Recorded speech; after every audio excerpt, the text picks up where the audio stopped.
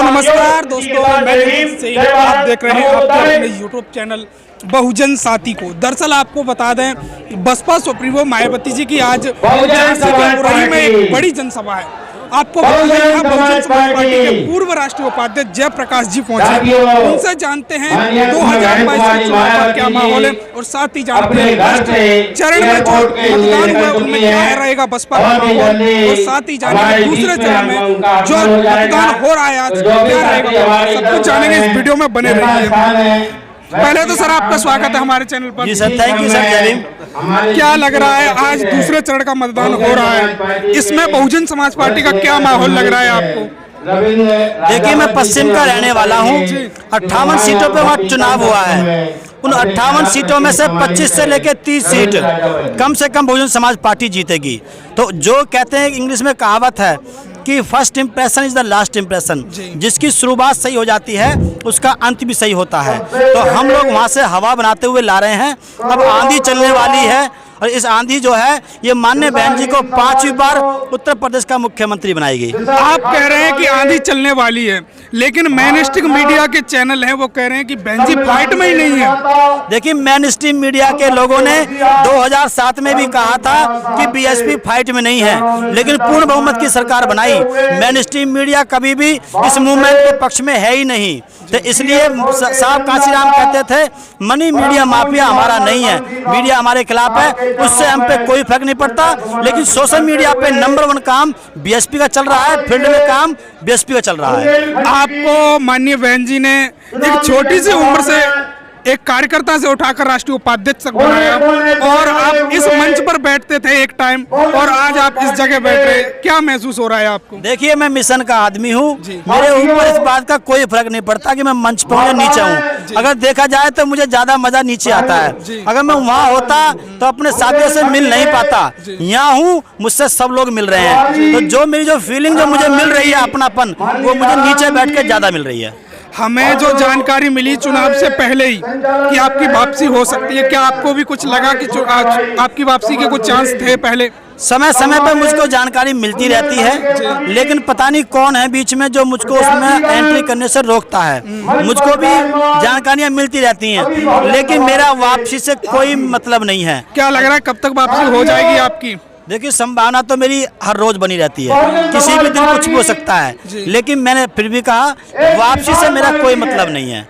होने को कल हो जाए, आज हो जाए, आगे पता नहीं कब तक माननीय बहन जी मेरा एग्जाम लें, मुझे इस बात से कोई दिक्कत नहीं है। वापसी हो चाहे ना हो, मैं इस मिशन में पार्टी में बहन जी के लिए काम करता रहूंगा। जो आपकी यात्रा चल रही थी वो अब कहाँ तक रुक गई है या चल रही है, क्या है हमारे दर्शक जानना चाहते हैं। देखिए यात्रा जो है वो इस समय रुकी हुई है। रुकी मतलब पोस्टपोन्ड है, मतलब चुनाव आचार संहिता लग चुकी है, इसलिए वो पोस्टपोन्ड है। लेकिन हम लोग जैसे ही चुनाव हो जाएगा, रिजल्ट बहन जी जैसे सीएम बनेंगी, उसके बाद हम कश्मीर से कन्याकुमारी तक यात्रा को लेकर चलेंगे। कन्याकुमारी से कश्मीर तक लेकर चलेंगे, इसका खर्चा कैसे आएगा? क्योंकि समाज के पास वैसे ही पैसा कम है, आप यहाँ से एडजस्ट होगा? देखिए हम लोग साहब कांशीराम जी को मानने वाले लोग हैं।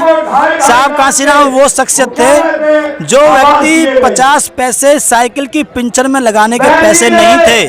वो व्यक्ति हेलीकॉप्टर की सवारी में चढ़ करके कहा, उन्होंने कहा कि दुनिया की सबसे सस्ती सवारी हेलीकॉप्टर होता है। तो इसलिए हम उसी रास्ते पर चलने वाले आदमी हैं, इसलिए हमें इस बात से कोई दिक्कत नहीं है। हमें समाज पैसा दे रहा है। अभी भी मैंने 15 लाख रुपए 20 लाख रुपए प्रति महीने यात्रा में खर्च किया, उसका भी खर्चा समाज ने दिया।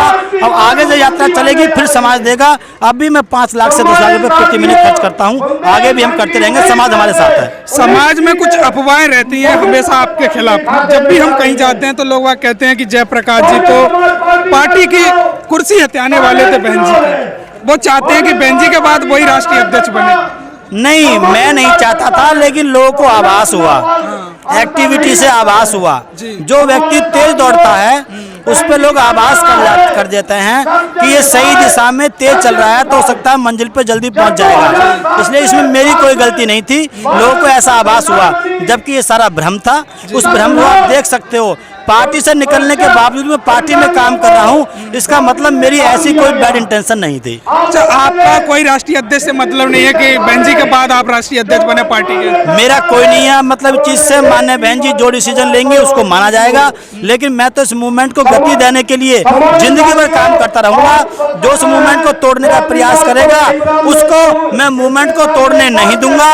इस मूवमेंट को बड़ी मुश्किल से हमारे बुजुर्गों ने संवार के यहाँ तक पहुँचाया है, हम इसको टूटने नहीं देंगे, मंजिल पर पहुँचाने का काम करेंगे, ये मेरा उद्देश्य है। जो चंद्रशेखर आजाद है वो काफी मजबूती से चुनाव लड़ रहे हैं, ऐसा वो कहते हैं, आपको क्या लगता है वो कुछ कर पाएंगे या नहीं? कैंडिडेट नहीं मिल रहे हैं, उनके सारे कैंडिडेट बीएसपी के कैंडिडेट को अपना समर्थन दे रहे हैं। सारे कार्यकर्ताओं ने बीएसपी ज्वाइन कर ली है और अगर उनके साथ समाज होता तो अखिलेश भाई उनके घर पे आकर के उनको सीट दे देते और वो रोते नहीं मीडिया में। उनका रोना और अखिलेश भाई का उनको अपने साथ में गठबंधन में ना लेना, ये दोनों बातें ये प्रूफ करती हैं कि उनके साथ समाज नहीं है। जो चंद्रशेखर आजाद रोए, इसमें क्या लगता है किसकी बेइज्जती हुई? समाज की बेइज्जती हुई या चंद्रशेखर आजाद की हुई? इसमें समाज की तो खैर मैं नहीं कह सकता, क्योंकि समाज तो बहन जी को नेता मानता है, बहन जी कभी रोती नहीं है, इसलिए समाज की कोई इसमें कोई उसकी खुद की बेइज्जती हुई है। जो थोड़ा बहुत लोग उसको लाइक करते थे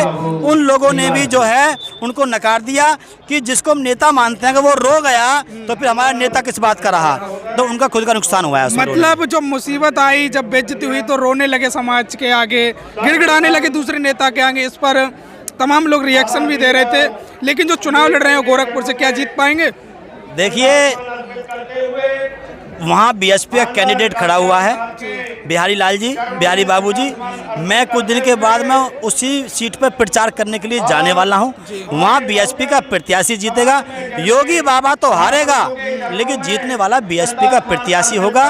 वो दूर दूर तक उनका कोई नाम नहीं है। इस चुनाव के बाद जो छोटे मोटे बच्चे उसको लाइक भी करते थे वो भी छोड़ चुके हैं। क्या संदेश देना चाहोगे 2022 में जो मतदान आगे होने वाला है, अब आगे के चरणों में उनके लिए? मैं तो ये निवेदन करूंगा कि 1-10 तारीख को हम लोग एक फेज में चुनाव करके आ चुके हैं। वहाँ पर लगभग 55% सीट हम जीत रहे हैं, 30 सीट के आसपास। नंबर 2 आज चल रहा है मध्यम में, उसमें भी आप बीएसपी को वोट डालें। सभी समाज के लोग, जातिवाद, धर्मवाद, क्षेत्रवाद से ऊपर उठ करके सभी समाज के लोग बीएसपी को वोट कास्ट करें। किसी के फ्री के चक्कर में ना पड़ें। फ्री से हम भिखारी बन जाएंगे, गुलाम बन जाएंगे, देश का नुकसान हो जाएगा। माननीय बहन जी ने कहा कि मैं विकास के काम दुगने करूंगी, इसलिए माननीय बहन जी के पक्ष में आप वोट डालें। सभी समाज के लोगों से मैं निवेदन करता हूं, ये मेरा सभी से निवेदन है। ये थे हमारे साथ बहुजन समाज पार्टी के पूर्व राष्ट्रीय उपाध्यक्ष जयप्रकाश जी, जो काफी मजबूती से चुनाव में बसपा का समर्थन कर रहे हैं। और साथ ही आपको बता दें ये काफी मजबूती से बहुजन समाज पार्टी की सुप्रीमो मायावती जी को सीएम बनाने के लिए मेहनत कर रहे हैं। तो आप क्या कहना चाहेंगे इस वीडियो के बारे में? कमेंट में राय जरूर दें। इस वीडियो को ज़्यादा से ज़्यादा शेयर करें, चैनल को सब्सक्राइब करें। वीडियो अंत तक देखने के लिए आप सभी का